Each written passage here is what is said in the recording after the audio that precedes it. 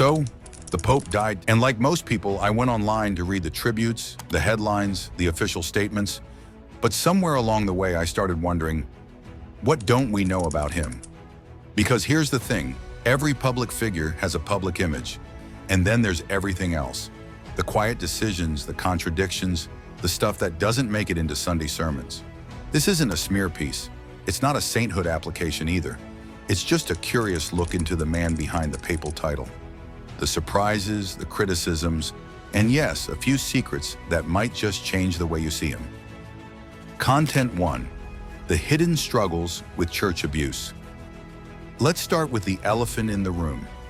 The Catholic Church's long-standing abuse scandals. It's something Pope Francis couldn't avoid, and to his credit, he didn't try to. Early in his papacy, he made headlines by setting up the Vatican's first ever commission to deal with clerical sexual abuse. He even lifted the so-called pontifical secrecy, a rule that had been used for decades to keep investigations behind closed doors. That was a big deal, like opening windows in a room that had been locked for far too long. But here's where things get murky. Survivors and advocacy groups praised him for speaking up, sure, but many felt it didn't go far enough. They pointed out that some known abusers still held positions of power. Some were shuffled around quietly just like before, the same old playbook, just with new PR. Then there was the case of Chile. In 2018, Pope Francis defended a bishop accused of covering up abuse, calling the accusations slander, only to backtrack later, admit he was wrong, and accept the bishop's resignation. That moment for many summed up his approach, trying to reform a deeply broken system from the inside, but often finding himself tangled in its politics. And that's the tricky part. Was he too cautious? Was he boxed in by the institution? Or was he just another leader trying to balance appearances with action? You can't talk about Pope Francis's legacy without asking those uncomfortable questions. Because even if his intentions were good, and many believe they were, the outcomes didn't always match the promises. And for victims still waiting for justice, intentions don't mean much. A complicated relationship with the LGBTQ+ community. Now let's talk about one of the most surprising and confusing aspects of Pope Francis's time in the spotlight, his stance on LGBTQ+ issues. When he famously said, "Who am I to judge?" back in 2013, it sent shockwaves through the church and beyond. That sentence was everywhere. People thought, whoa, is the Pope actually changing the rules? It felt like a breath of fresh air, especially in a religion that had always drawn very hard lines around sexuality. He followed that up by expressing support for civil unions, not full-blown marriage, but a legal recognition of same-sex couples. That was unprecedented for a sitting pope. It won him praise from progressives, especially younger Catholics, who'd been feeling more and more alienated from the church. But, and there's always a but, things weren't as clear-cut as they seemed. In private, he reportedly used some, let's just say, not very pastoral language when referring to gay people, including a word in Italian that loosely translates to faggotry. When that surfaced, there was backlash. He apologized, yes, said he didn't mean it to offend anyone, but the damage was done. For many, it felt like the mask had slipped a little. And then there's the inconsistency.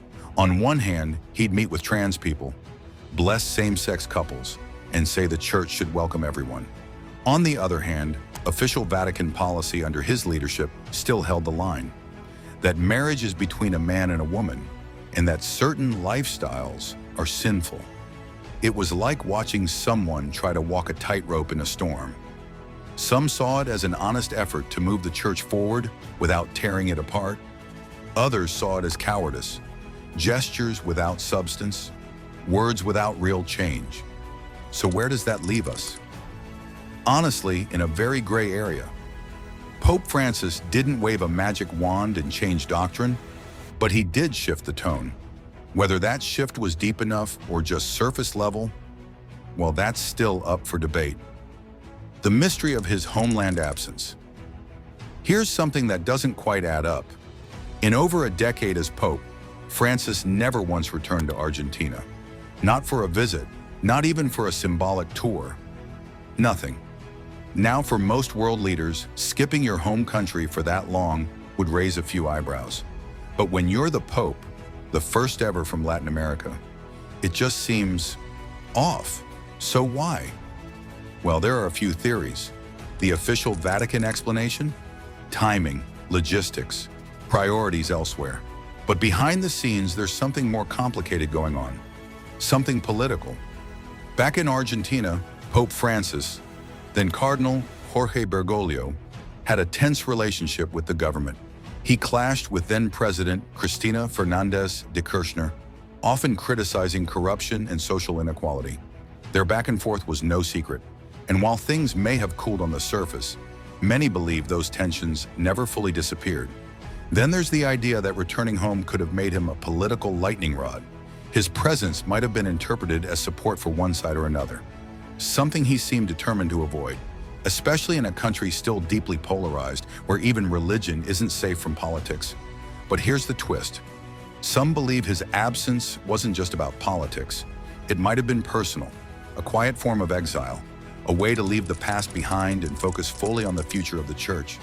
Still, for a pope who preached about humility and reconciliation, the fact that he never went home, not even for a farewell tour, adds a strange footnote to his story. Did he fear the reception, or was staying away the bigger statement?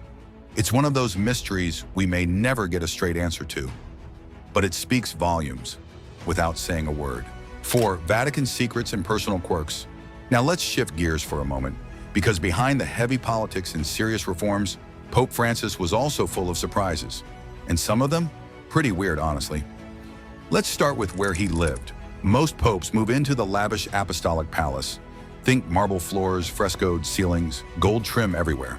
But Francis, he said no thanks and chose a modest guest house instead, the Casa Santa Marta, a 2-room suite, simple furniture, shared cafeteria.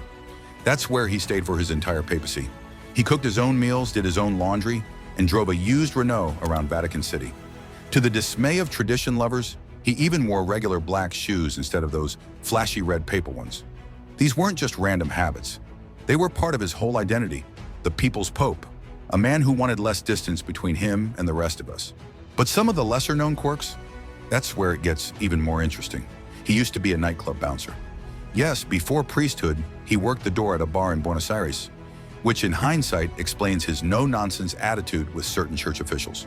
He also has only one lung. He had part of one removed when he was a teenager because of a severe infection. Despite that, he traveled more than many of his predecessors, often pushing through fatigue to meet people in person. And then there's his deep love for tango music and literature. He was known to quote Latin American poets in his speeches and was once caught humming a tango tune under his breath before a public address. But of course, not all Vatican secrets are as charming.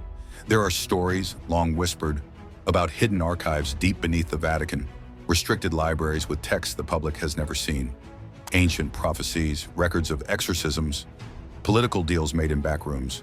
While Francis didn't exactly blow the doors open on those secrets, he also didn't keep them locked tight. He allowed more scholars than ever to access portions of the Vatican archives, including controversial records from World War II. Still, many sections remain sealed, and critics have questioned why. Was there something too damaging inside? Or was it just another case of the church being, well, the church?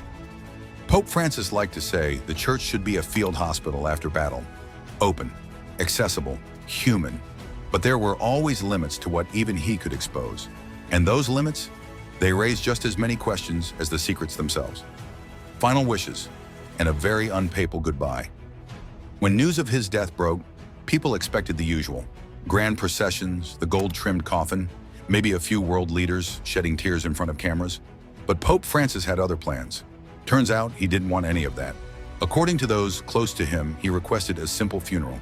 No gold, no throne, no elaborate marble tomb, just a plain coffin and a private ceremony. Something closer to a parish priest than a prince of the church. That says a lot. He didn't just preach humility, he tried to live it right to the end. Whether you admired him or questioned him, and honestly, most people probably did both. It's hard not to respect a leader who chose quiet over spectacle in a world obsessed with image. But again, even in death, the man left behind questions. Why so much secrecy about his health in recent years? Why did certain documents get sealed before his passing? And what would he have said if he knew we'd all be poking around his life like this, looking for the stories between the lines? Whatever you believe, one thing's clear: his story didn't end quietly, and neither will the questions he left behind.